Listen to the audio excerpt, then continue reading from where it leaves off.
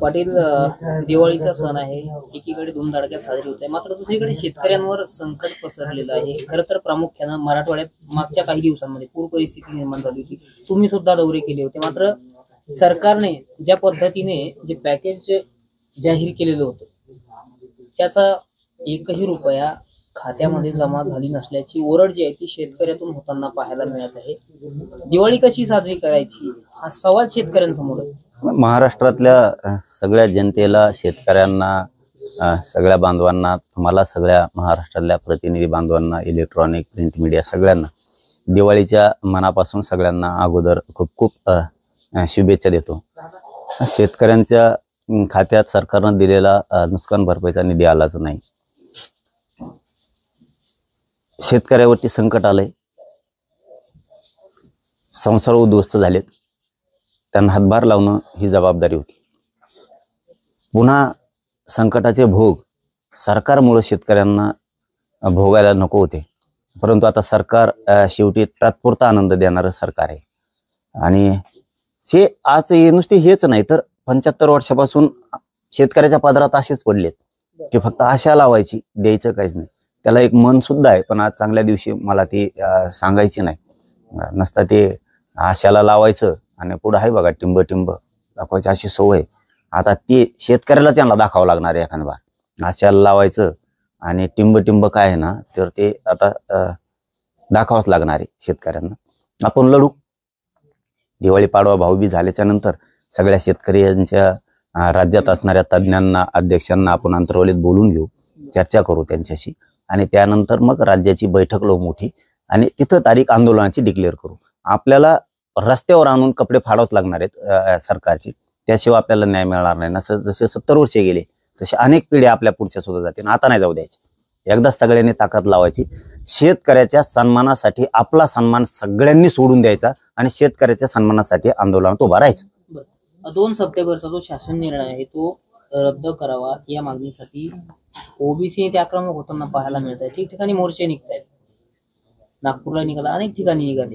त्यावरून बावनकुळेंनी असं स्पष्टीकरण दिलंय की 2 सप्टेंबरचा शासन निर्णय न्यायप्रविष्ट आहे, त्यामुळे त्यावर अधिक भाष्य करणं योग्य होणार नाही. मात्र हैदराबाद गॅझेट हे मराठवाडा आणि विदर्भ या भागापुरतेच लागू आहे. पश्चिम महाराष्ट्रातल्या मराठा पंडित समाजाला त्याचा फायदा होणार नाही. त्यामुळे ओबीसी नेत्यांनी उगीच गैरसमज करून ती राजकीय अस्तित्वासाठी चाललंय त्यांचं. ओबीसीचं त्यांना देणं घेणं नाही.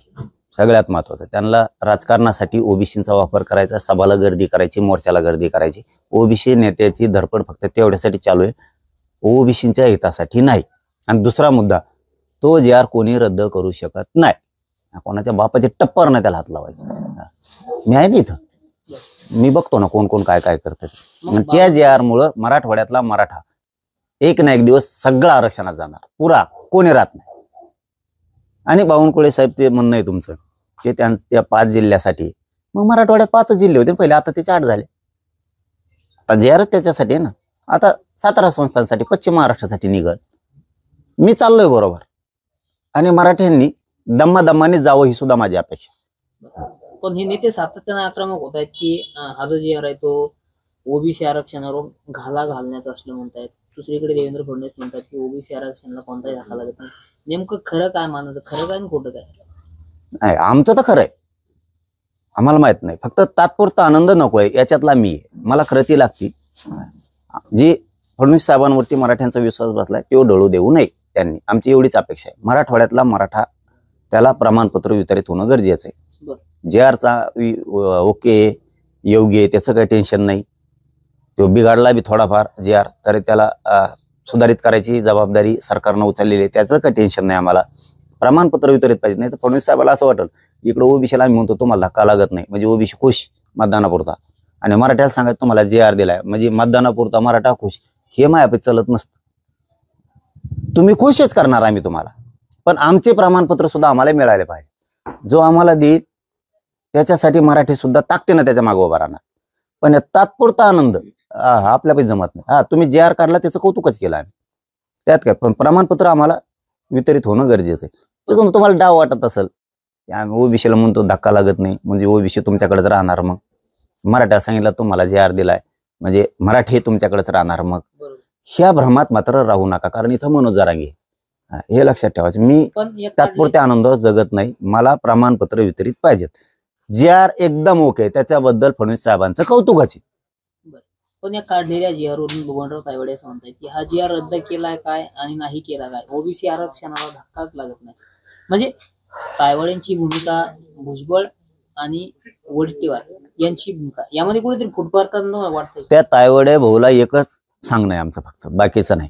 त्यांनी इतके दिवस विरोध केला, आम्ही त्यांना बोललो नाही एक शब्दानं, कारण ते वयानं मोठे दिसतात, ज्येष्ठ दिसतात.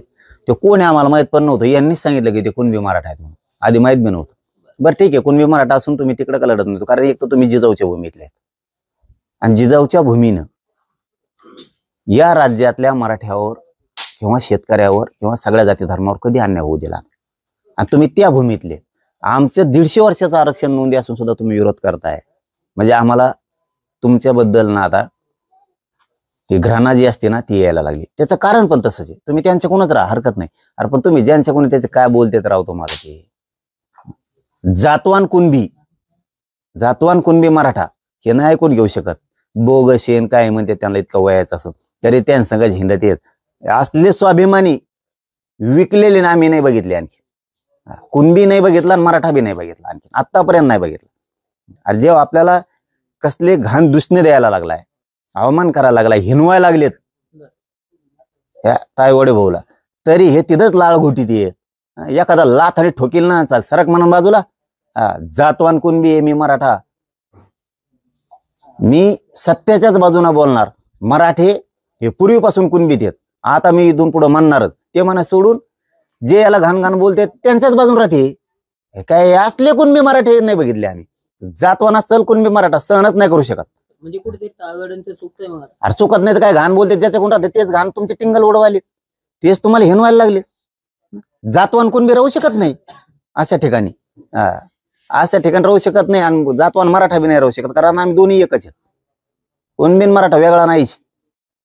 आता माहित झालो आम्हाला हे कुणबी मराठा आहे म्हणून, माहित पण नव्हतं. आम्हाला वाटलं तेच एक आहे की चाललंय त्यांचा वाजवतोय नागारा तिकडे, चलू दे कवर बी इवळले. अरे पण तू जिजाऊच्या भूमीतले तुम्ही आमचे आहेत, बरं तुम्ही ते आमचे असून त्यांच्या कोण लढा, पण तुम्हाला सन्मान तर पाहिजे ना. हिनवायले तो या वयात जर असं हिनविलं ना, यायला आमच्यासारखा तसा तुटून पडला असता. दीपावली आहे, सगळीकडे सण उत्सव साजरा केला जातो. तुम्ही केली कधी गोष्ट? नाही केली नाही, परंतु शेतकऱ्यांनी सुद्धा काय आपल्या लेकरांना वर्षातून एकदा येते, जसं होईल तसं आपलं तुटकी मुटकी कशी होईना आपली दिवाळी साजरी करावी. कोणाचं ऐकून लेकरं नर्वस होतात. संकट हे आपल्या पाठीला पोहोचलंय. जसं असेल तसं 2 घासं गोड लेकरांना खाऊ घालावेत, कारण त्या येणाऱ्या सोयाबीनमधून, येणाऱ्या कापसातून आमच्या लेकरांना थोडेफार कपडे मिळणार होते, 2 घास गोड मिळणार होते.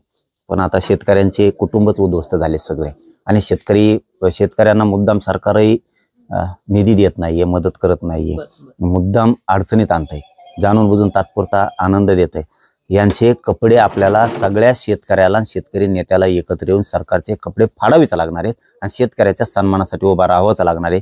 त्याच्याशिवाय पर्याय नाही. आणि एकदा सगळ्यांनी पक्ष, सत्ता, संघटना हे सगळं सोडून एक जसे मराठी एकत्र आले होते तसं ताकदीने एकत्र यायचं आणि शेतकऱ्याचा सन्मान वाढवायचा. नसता पुढच्या पिढ्या सुद्धा शेतकऱ्याच्या बर्बाद होऊ शकतात.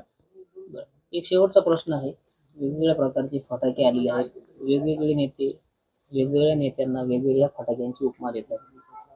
तुम्ही भुजबळांना कोणत्या फटाक्याची उपमा द्याल? त्याच विचार जाऊ नका, त्याच विचारला दिवसच चांगला जात नाही. अलिबाबा लय कसला गण दिसतो तो घुरट. ते ठुसक बघितलं फटाका वाजत नाही, नुसतं मागून धरून निघतो. तुम्ही बघितला का नाही मला नाही माहित, तसा घुरट वास सोडितो तो मागून सोडलेला. एखाद बार ठुसका सोडलेलं वाजत नसतं, पण सगळ्याला घराच्या बाहेरच काढित ती नाक दाबून. असं ठुसका आहे ते, ठुसका फटाकडा आहे.